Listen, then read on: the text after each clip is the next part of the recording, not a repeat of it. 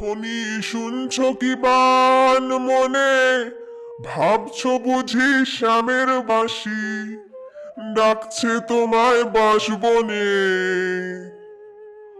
ওটা যে খ্যাকশিয়ালি, ওটা যে খ্যাকশিয়ালি, দিও না কুলে কালি।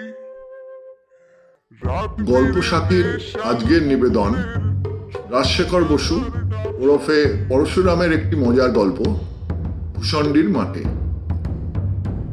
রাজশেখর বসুর এই গল্পটি প্রথম প্রকাশিত হয় 1923 খ্রিস্টাব্দে। আমরা গল্পের ভাষাটাকে চলিত বাংলায় করে নিয়েছি। মূল গল্পটা কোনো পরিবর্তন না করে কিছু শব্দ বদলে ফেলা হয়েছে, আর অল্প কিছু নতুন বাক্য আর শব্দ যোগ করা হয়েছে। সংবিধিবদ্ধ সতর্কীকরণ: ধূম্রপান স্বাস্থ্যের জন্য ক্ষতিকর। শুরু হচ্ছে আমাদের আজকের গল্প ভূষণ্ডির মাঠে। শিবু ভট্টাচার্যের নিবাস এনেটি গ্রামে। একটি স্ত্রী, 3টি গরু, একতলা পাকা বাড়ি, 26 ঘর যজমান, কিছু ব্রহ্মোত্তর জমি, কয়েক ঘর প্রজা। এতেই স্বচ্ছন্দে সংসার চলে যায়। শিবুর বয়স 32। ছেলেবেলায় স্কুলে যা একটু লেখাপড়া শিখেছিল এবং বাপের কাছে যা একটু সংস্কৃত পড়েছিল তার সম্পত্তি এবং যজমান রক্ষের জন্য যথেষ্ট। কিন্তু শিবুর মনে সুখ ছিল না। তার স্ত্রী নিত্যকালীর বয়স আন্দাজ 25, আঁটো মজবুত গড়ন, দুর্দান্ত স্বভাব।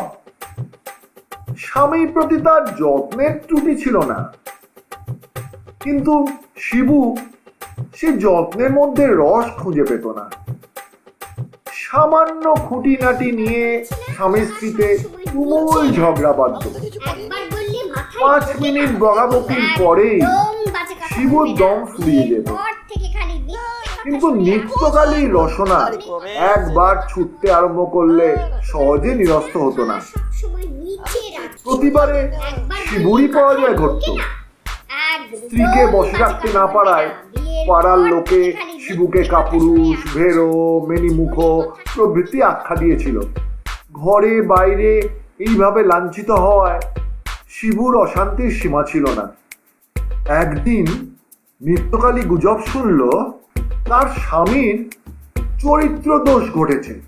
সেদিনকার বচসা চরমে পৌঁছল। নিত্যকালীর ঝাঁটা শিবুর পৃষ্ঠ স্পর্শ করল। শিবু বেচারা ক্রোধে, ক্ষোভে, কষ্টে চোখের জল রোধ করে কোনো গতিকে রাত কাটিয়ে পরদিন ভোর 6টার ট্রেনে কলকাতা যাত্রা করল। শিয়ালদা থেকে সোজা কালীঘাটে। সেখানে গিয়ে শিবুর নানা উপাচারে 5 টাকার পুজো দিয়ে মানত করল, হে মা কালী, মাগিকে পোলাও ধরে টেনে নাও মা। আমি জোড়া পাঁঠার নৈবেদ্য দেব। আর যে বরদাস্ত হয় না মা, একটা সুরাহা করে দাও মা, যাতে আবার নতুন করে সংসার বাঁধতে পারি। মাগির ছেলে পুলে হলো না, সেটাও তো দেখতে হবে। সোহাই মা, সোহাই। মন্দির থেকে ফিরে শিবু বড় এক ঠোঙা তেলে ভাজা খাবার, আতসের দই এবং আতসের অমৃতি খেল। তারপর সমস্ত দিন জন্তুর বাগান, জাদুঘর, হক সাহেবের বাজার, হাইকোর্ট ইত্যাদি দেখে সন্ধ্যাবেলা বিডন স্ট্রিটের হোটেল দি অর্থোডক্স, এই হোটেলে 1 প্লেট কারি, 2 প্লেট রোস্ট ফাউল এবং 8খানা ডেভিল জলযোগ করল। তারপর সমস্ত রাত থিয়েটার দেখে ভোরে কেনেডি ফিরে গেল। মা কালী কিন্তু উল্টো বুঝেছিলেন। বাড়ি এসেই শিবুর ভেদ বমি শুরু হয়ে গেল। ডাক্তার এলো, কবিরাজ এলো, ফলে কিছুই হলো না। 8 ঘন্টা রোগে ভুগে স্ত্রীকে পায়ে ধরে কাঁদিয়ে শিবু কি হলো পরিত্যাগ করল। ভূত হয়ে গ্রামে আর মন টিকল না। শিবু সেই রাত্রেই গঙ্গা পার হলো। পেনেটির আর পার কোন্নগর।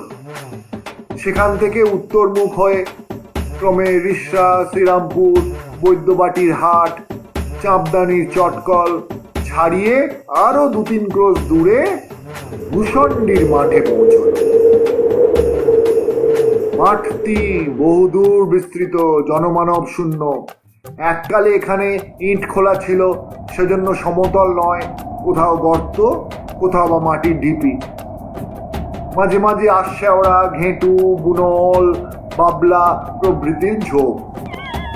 শিবুর বড়ই পছন্দ হলো।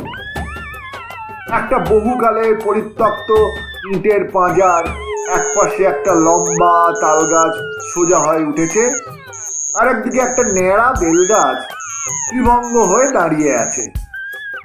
শিবু সেই বেল গাছে ব্রহ্মদৈত্য হয়ে বাস করতে লাগলো।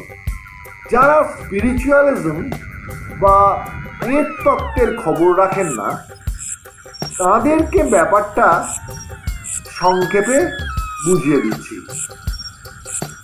মানুষ মরলে ভূত হয়, এটা সকলেই শুনেছেন, কিন্তু এই থিওরির সঙ্গে স্বর্গ, নরক, পুনর্জন্ম এইসব খাপ খায় কিভাবে?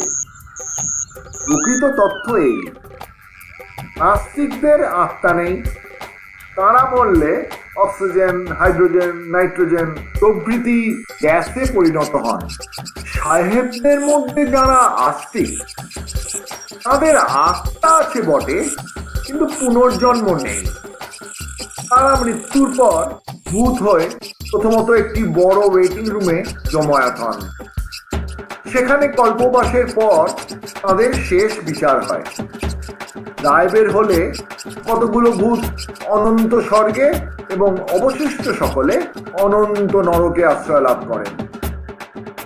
সাহেবরা জীবদ্দশায় যে স্বাধীনতা ভোগ করেন, ভূতাবস্থায় তা অনেকটা কমে যায়। বিলেতি প্রেতাত্মা বিনা পাসে ওয়েটিং রুম ছাড়তে পারেন না। যারা সিয়েন্স বা প্ল্যানশিয়েট দেখেছেন, তারা জানেন বিলেতি ভূত নামানো কিরকম কঠিন কাজ। হিন্দুদের জন্য অন্যরূপ বন্দোবস্ত, কারণ আমরা পুনর্জন্ম, স্বর্গ, নরক, কর্মফল, তয়া, ঋষিকেশ, নির্বাণ, মুক্তি সবই মানি। হিন্দু মরলে প্রথমে ভূত হয় এবং যত্রতত্র স্বাধীনভাবে বাস করতে পারে। আবশ্যক মতো ইহলোকের সঙ্গে কারবারও করতে পারে এই ভূতগুলো। এটা একটা মস্ত সুবিধা, কিন্তু এই অবস্থা বেশি দিন স্থায়ী নয়। কেউ কেউ 2-4 দিন পরেই পুনর্জন্ম লাভ করে, কেউ বা 10-20 বছর পরে, কেউ বা 2-3 শতাব্দী পরে। ভূতদের মাঝে মাঝে চেঞ্জের জন্য স্বর্গে ও নরকে পাঠানো হয়। এটা তাদের স্বাস্থ্যের পক্ষে ভালো, কারণ স্বর্গে খুব ফুর্তিতে থাকা যায় এবং নরকে গেলে পাপ ক্ষয় হয়ে সুপ্ত শরীর বেশ হালকা ঝরঝরে হয়। তাছাড়া সেখানে অনেক ভালো ভালো লোকের সঙ্গে দেখা হবার সুবিধা আছে নরকে। কিন্তু যাদের ভাগ্যক্রমে কাশী লাভ হয় অথবা নেপালে পশুপতিনাথ বা রথের ওপর বামন দর্শন ঘটে, কিংবা যারা সকৃত পাপের বোঝা ঋষিকেশের ওপর চাপিয়ে নিশ্চিন্ত হতে পারেন, তাদের পুনর্জন্ম নবিদ্যতে, একেবারেই মুক্তি। 2-3 মাস কেটে গেছে, শিবু সেই বেলগাছেতেই থাকে। প্রথম দিন কত নতুন স্থানে, নতুন অবস্থায় বেশ আনন্দে কেটেছিল। এখন শিবুর বড়ই ফাঁকা ফাঁকা ঠেকে। মেজাজটা যতই বধ হোক, নৃত্যকালীর একটা আন্তরিক টান ছিল। শিবু এখন তা হাড়ে হাড়ে অনুভব করছে। একবার ভাবলো, দূর হ, না হয় পেনেটিতেই আড্ডা গাড়ি। তারপর মনে হলো, না, লোকে বলবে বেটা ভূত হয়েও স্ত্রীর আঁচল ছাড়তে পারেনি। না না, এখানেই একটা পছন্দ মতো উপদেবীর জোগাড় দেখতে হবে। ফাল্গুন মাসের শেষ বেলা, গঙ্গার বাঁকের ওপর দিয়ে দক্ষিণা হাওয়া ঝিরঝির করে বইছে। সূর্যদেব জলে হাবুডুবু খেয়ে এইমাত্র তলিয়ে গিয়েছেন। ঘেঁটু ফুলের গন্ধে ভূষণ্ডির মাঠ ভরে গেছে। শিবুর বেলগাছে নতুন পাতা গজিয়েছে। দূরে আকন্দ ঝোপে গোটা কত ফল ফট করে ফেটে গেল। এক রাস তুলো রাস হাওয়ায় উড়ে মাকড়সার কঙ্কালের মতো চিকমিক করে শিবুর গায়ে পড়তে লাগলো। একটা হলদে রঙের প্রজাপতি শিবুর সূক্ষ্ম শরীর ভেদ করে উড়ে গেল। একটা কালো গুবরে পোকা ভর করে শিবুকে প্রদক্ষিণ করতে লাগলো। অদূরে বাবলা গাছে একজোড়া দাঁড় কাক বসে আছে। কাক গলায় সুরসুরে দিচ্ছে, আর কাকিনী চোখ বুজে গদগদ স্বরে মাঝে মাঝে ক করছে। একটা কটকটে ব্যাঙ সদ্য ঘুম থেকে উঠে গুটি গুটি পা ফেলে বেলগাছের কোটর থেকে বাইরে এলো এবং শিবুর দিকে ড্যাব ডেবে চোখ মেলে টিটকিরি দিয়ে উঠল। একদল ঝিঝি পোকা সন্ধ্যের আসরের জন্য যন্ত্রে সুর বাঁধছিল। এতক্ষণে সঙ্গত ঠিক হওয়ায় সমস্বরে রি রি রি করে ডেকে উঠল। শিবুর যদিও রক্ত মাংসের শরীর নেই, কিন্তু মরলেও স্বভাব যাবে কোথায়? শিবুর মনটা খাঁ খাঁ করতে লাগলো। যেখানে হৃৎপিণ্ড ছিল সেখানটা ভরাট হয়ে ধরাক ধরাক করতে লাগলো। মনে পড়ল ভূষণ্ডির মাঠের প্রান্তস্থিত পিটুলি বিলের ধারে শ্যাওড়া গাছে একটা পেতনি বাস করে। শিবু তাকে অনেকবার সন্ধেবেলা পলো হাতে মাছ ধরতে দেখেছে। তার আপাদমস্তক ঘেরাটোপ দিয়ে ঢাকা। একবার সে ঢাকা খুলে শিবুর দিকে চেয়ে লজ্জায় জিভ কেটেছিল। পেতনির বয়স হয়েছে, কারণ তার গাল একটু চুবড়েছে এবং সামনের দুটো দাঁত নেই। তার সঙ্গে ঠাট্টা চলতে পারে, কিন্তু প্রেম হওয়া অসম্ভব। একটি শাঁকচুন্নি কয়েকবার শিবুর নজরে পড়েছিল। সে একটা গামছা পরে আর একটা গামছা মাথায় দিয়ে এলো চুলে বকের মতো লম্বা পা ফেলে হাতের হাঁড়ি থেকে গোবর গোলা জল ছড়াতে ছড়াতে চলে যায়। তার বয়স তেমন বেশি বোধ হয় না, কিন্তু শিবু একবার রসিকতার চেষ্টা করেছিল, কিন্তু শাঁকচুন্নি ক্রুদ্ধ বেড়ালের মতো হ্যাঁচ করে ওঠে। অগত্যা শিবুকে ভয়ে চম্পট দিতে হয়। শিবুর মন সবচেয়ে হরণ করেছে এক ডাকিনী। ভূষণ্ডির মাঠের পূর্ব দিকে গঙ্গার ধারে ক্ষীরিবামনির পরিত্যক্ত ভিটে যে জীর্ণ ঘরটা আছে, তাতেই সে অল্পদিন হলো আশ্রয় নিয়েছে। শিবু তাকে শুধু একবারই দেখেছে, কিন্তু দেখেই মজেছে। ডাকিনী তখন একটা খেজুরের ডাল দিয়ে রোয়াক ঝাঁট দিচ্ছিল, পরনে সাদা থান। শিবুকে দেখে নিমেষের জন্য ঘোমটা সরিয়ে পিট করে হেসেই সে হাওয়ার সঙ্গে মিলে যায়।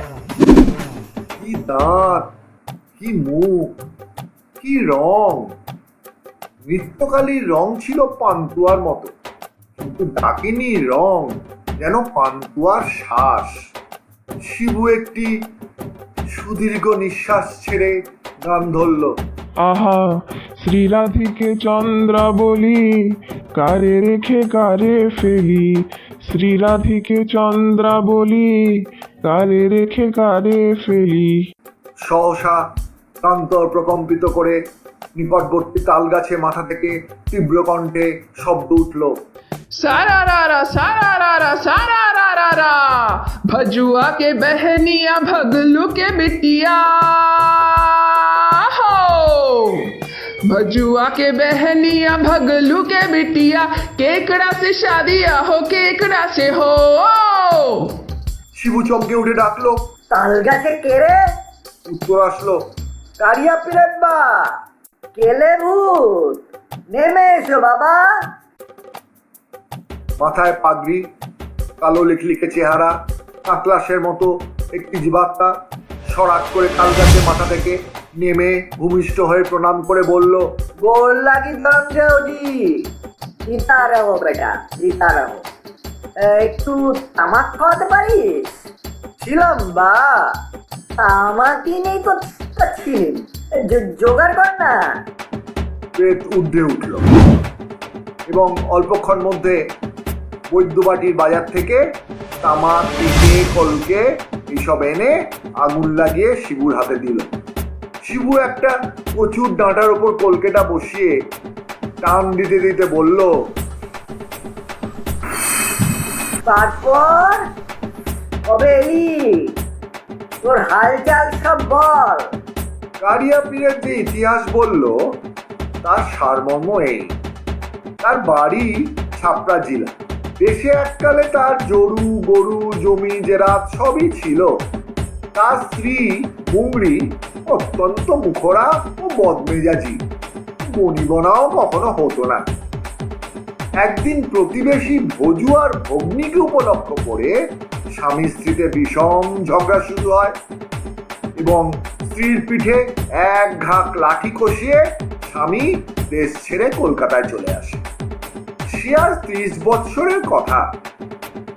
কিছুদিন পরে সংবাদ আসে যে মুংরি বসন্ত রোগে মরেছে। স্বামী আর দেশে ফিরল না, বিবাহ করল না। নানা স্থানে চাকরি করে অবশেষে চাপদানির মিলে কুলির কাজে ভর্তি হয় এবং কয়েক বছরের মধ্যে সর্দারের পদ পায়। কিছুদিন আগে একটা লোহার কড়ি হাফিজ অর্থাৎ কপিকলে উত্তোলন করবার সময় তার মাথায় চোট লাগে। তারপর 1 মাস হাসপাতালে শয্যাশায়ী হয়ে থাকে। সম্প্রতি পঞ্চত্ব প্রাপ্ত হয়ে প্রেত রূপে এই তাল গাছে বিরাজ করছে।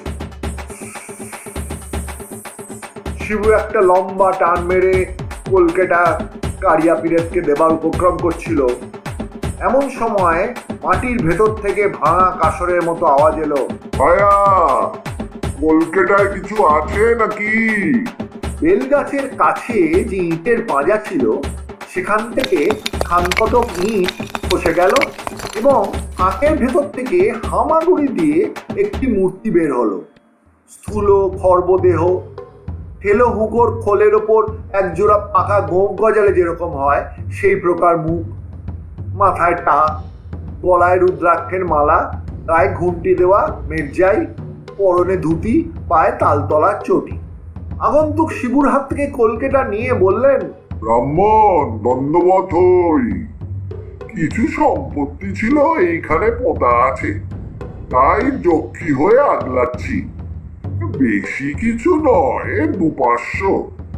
সব বন্ধকি তমসুক দাদা, ইসলাম্বর কাগজে লেখা। নগদ শিক্ষা একটিও পাবে না। খবরদার, ওদিকে নজর দিও না, হাতে হাত করি পড়বে। থু থু থু থু। শিবুর মেঘদূত একটু আধটু জানা ছিল। সসম্ভ্রমে জিজ্ঞেস করলো যক্ষমশাইকে, যক্ষ মহাশয়, আপনি কি কালিদাসের? ভাইরা ভাই, কালিদাস আমার মাস্তুতো শালিকে বিয়ে করে। ছোকরা হিজলিতে নিমকির গোমস্তা ছিল, অনেক দিন মারা গেছে।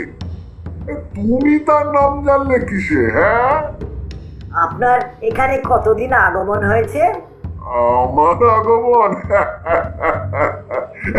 আমি বলে গিয়ে 3.5-20 বছর এখানে আছি। কত এলো দেখলুম, কত গেল তাও দেখলুম। আর তুমি তো সেদিন এলে, কাঠ পিঁপড়ে তাড়িয়ে 3 বার হোঁচট খেয়ে গাছে উঠলে, সব দেখেছি আমি। তোমার গানের শখ আছে দেখেছি। বেশ বেশ বেশ বেশ, খুব ভালো।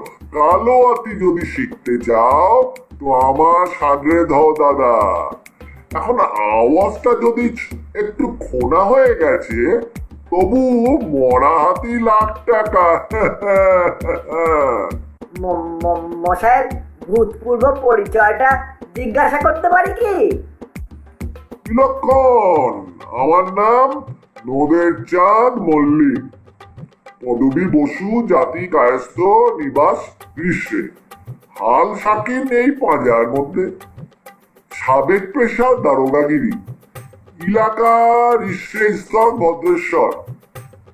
জর্জটি সাহেবের নাম শুনেছো? হ্যাঁ, হুগলির কালেক্টর ভারী ভালোবাসতো আমাকে। মুল্লুকের শাসনটা তামাম আমার হাতেই ছেড়ে দিয়েছিল। মধু মল্লিকের দাপটে লোকে ত্রাহি ত্রাহি ডাক ছাড়তো। মশাই পরিবার আদি কি? যক্ষ দীর্ঘ নিঃশ্বাস ফেলে বললেন, সব সুখ কি কপালে হয় রে দাদা? ঘর সংসার সবই তো ছিল, কিন্তু গিন্নিটি ছিলেন খান্ডার। বলবো কি মশাই, আমি হলুম গিয়ে নাদু মল্লিক। কোম্পানির ফৌজদারি নিজামত আদালত যার মুঠোর মধ্যে, আমারই পিঠে দিলে কিনা এক ঘা চেলা কাঠ কষিয়ে। তারপরই পালালো বাপের বাড়ি। 324 ধারায় ফেলতুম, কিন্তু কেলেঙ্কারির ভয় গ্রেপ্তারি পরোয়ানা আর ছাড়লুম না। কিন্তু যাবে কথা, গুরু আছেন, ধর্ম আছেন, আছেন না। 47 সনের মরকে মাগি ফৌত হলো। সংসার ধর্মে আর মন বসলো না। জর্জটি সাহেব বিলেত চলে গেলে আমিও পেনশন নিয়ে এক শখের যাত্রা খুললুম। তারপর পরমাই ফুরুলে এই হেতা আড্ডা গেড়েছি।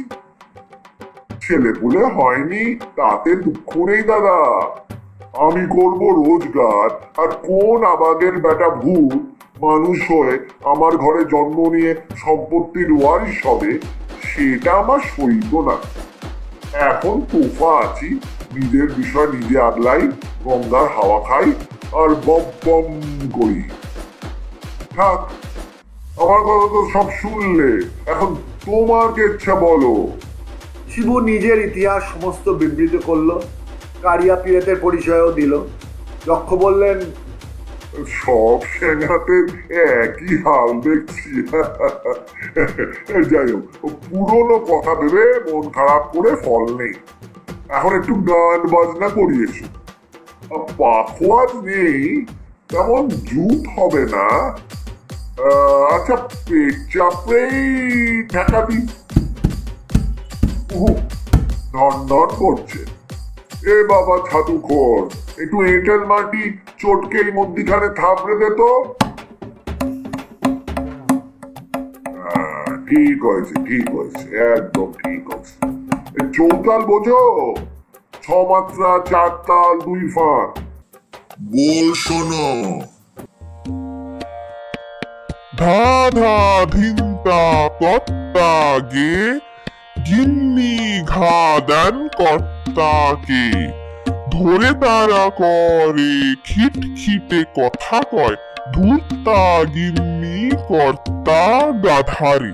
ঘাড়ে ধরে ঘন ঘন ঘা কত ধুম ধুম দিতে থাকে, টুটি চিপে ঝুঁটি ধরে উল্টে পাল্টে ফেলে। গিন্নি ঘুঘুটির ক্ষমতা কম নয়, ধাক্কা ধুক্কি দিয়ে ত্রুটি ধ্বনি করে না নগণ্য নির্ধন কর্তা গাধা। ধায়ের ওপর সোম, ভিন্তা তেরে কেটে গদি ঘেনে ধা। এই ধা ফাঁসকালেই সব মাটি। ওই গলাটা ধরে আসছে। ফোটা ভূত, আর এক চিলিম সাজ বেটা, আর এক চিলিম সাজ। উদ্যোগী পুরুষের লক্ষ্মীলাভ অনিবার্য। অনেক কাকুতি মিনতির পরে ডাকিনী শিবুর ঘর করতে রাজি হয়েছে, কিন্তু এখনো কথা বলেনি, ঘোমটাও খোলেনি, তবে ইশারায় সম্মতি জানিয়েছে। আজ ভৌতিক পদ্ধতিতে শিবুর বিবাহ।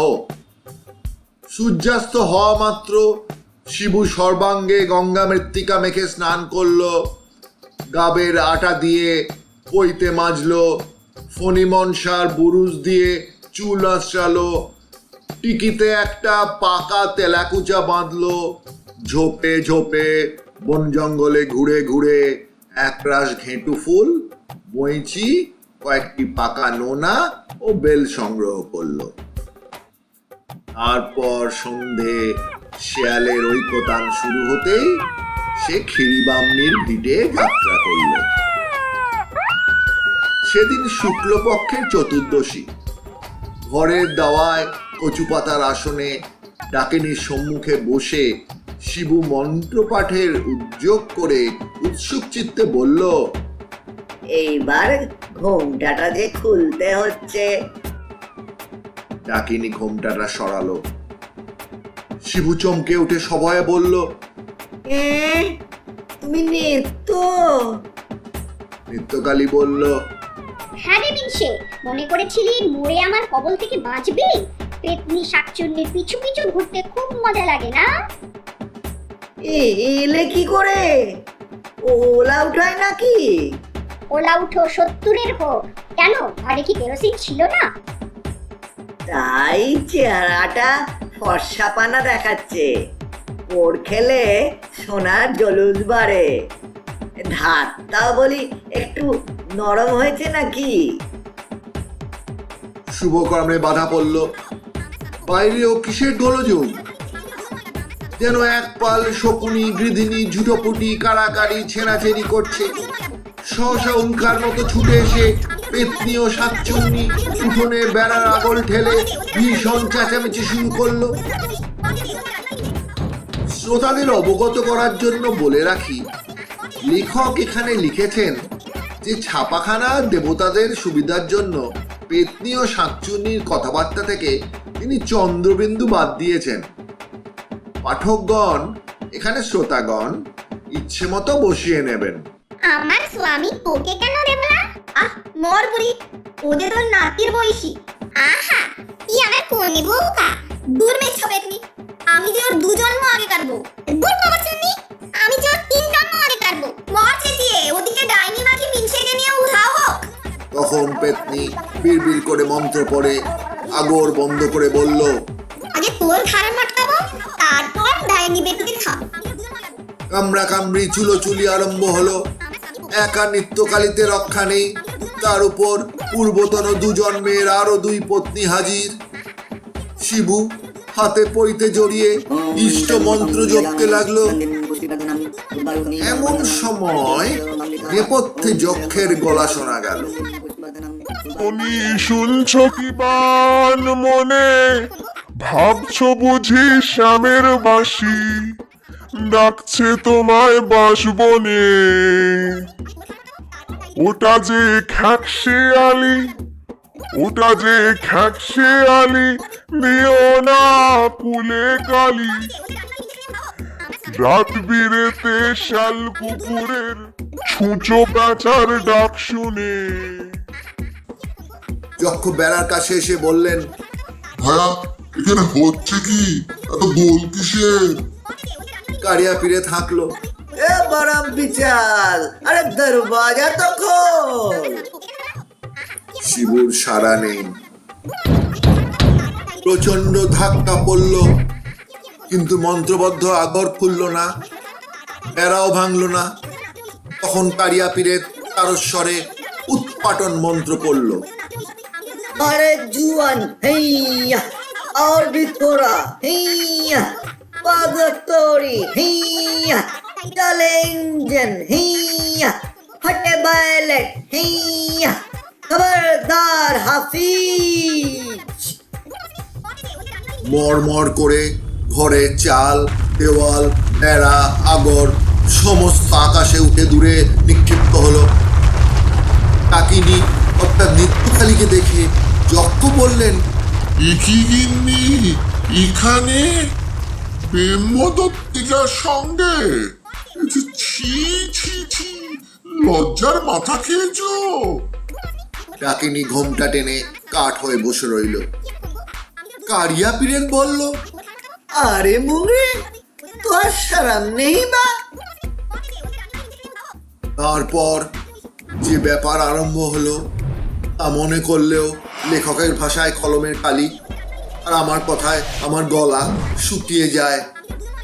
শিবু 3 জন্মের 3 স্ত্রী এবং নিত্যকালীর 3 জন্মের 3 স্বামী, এই ডাবল রহস্পর্শ যোগে ভূষণ্ডির মাঠে যুগপথ, জলস্তম্ভ, দাবানল ও ভূমিকম্প শুরু হলো। ভূত, প্রেত, দৈত্য, পিশাচ তাল বেতাল প্রভৃতি দেশি উপদেবতা যে যেখানে ছিল তামাশা দেখতে এসে পড়ল। স্পুক, পিক্সি, নোম, গবলিন প্রভৃতি গোঁফ কামানো বিলেতি ভূত বাঁশি বাজিয়ে নাচতে লাগলো। জিন, জান, আফরিদ, মারিদ প্রভৃতি লম্বা দাড়িওয়ালা কাবুলি ভূত দাপাদাপি আরম্ভ করলো। চিং, চ্যাং, ফ্যাচাং ইত্যাদি মাকুন্দ চীনে ভূত ডিগবাজি খেতে লাগলো।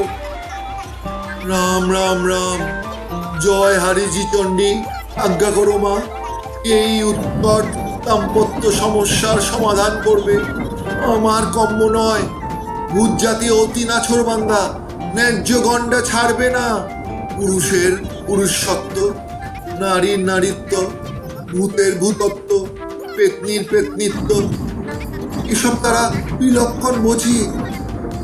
অতএব স্বনির্বন্ধ অনুরোধ করছি, শ্রীযুক্ত শরৎ চাটুর্যে, চারু মারুজ্যে, নরেশ সেন এবং যতীন সিংহ মহাশয়গণ যুক্তি করে একটা বিলি ব্যবস্থা করে দিন, যাতে এই ভূতের সংসারটি খাড়ে খাড়ে না যায় এবং কোনো রকম নীতি বহির্গত বিদ্যুটের ব্যাপার না ঘটে। নিতান্ত যদি না পারেন তবে চাঁদা তুলে গয়ায় পিণ্ড দেবার চেষ্টা দেখুন, যাতে বেচারা অতঃপর শান্তিতে থাকতে পারে।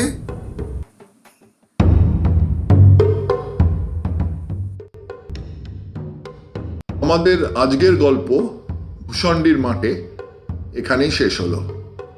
এই গল্পটির লেখক রাজশেখর বসুর জন্ম 16ই মার্চ 1880 খ্রিস্টাব্দে, আর তাঁর মৃত্যু 27শে এপ্রিল 1960 খ্রিস্টাব্দে। তিনি ছিলেন একজন বিশিষ্ট ভারতীয় বাঙালি সাহিত্যিক, অনুবাদক, রসায়নবিদ ও অভিধান প্রণেতা। তিনি পরশুরাম ছদ্মনামে তাঁর ব্যঙ্গ কৌতুক ও বিদ্রুপাত্মক কথাসাহিত্যের জন্য প্রসিদ্ধ। আজকের গল্পের শব্দ সম্পাদনায়, প্রেক্ষাপট অঙ্কনে, সঙ্গীত নিবেদনে আর ইংরেজি সাবটাইটেল সম্পাদনায় কৌশানী। স্ত্রী চরিত্রগুলিতে অভিনয়ে রাধারানী ও কৌশানী। গল্পটির পরিকল্পনায়, অনুবাদে, শব্দগ্রহণে আর পুরুষ চরিত্রগুলিতে অভিনয়ে আমি কুণাল। আমরা আবার সামনের শনিবার আপনাদের কাছে আসব নতুন একটা গল্প নিয়ে। আজকের গল্প আপনাদের কেমন লাগলো অবশ্যই কমেন্ট বক্সে লিখে জানাবেন। আর যদি ভালো লেগে থাকে তবে লাইক, শেয়ার বা সাবস্ক্রাইব করবেন।